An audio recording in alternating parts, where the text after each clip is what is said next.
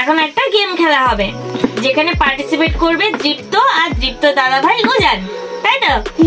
তাহলে ফার্স্টে কে খেলবে? আমি। দীপ্ত। কি পেয়েছে দীপ্ত? লজেন্স পেয়েছো? আচ্ছা ঠিক আছে, দাঁড়াও দাঁড়াও, ওয়েট। এইবারে খেলবে আমাদের উজান দাদা।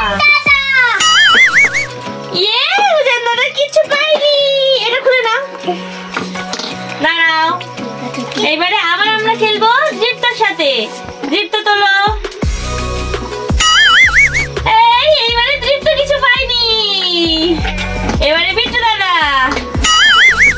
বিট্টু দাদা আবারও কিছু পাইনি। এইবারে আবার দীপ্ত তুলবে। দীপ্ত কিছু পাইনি।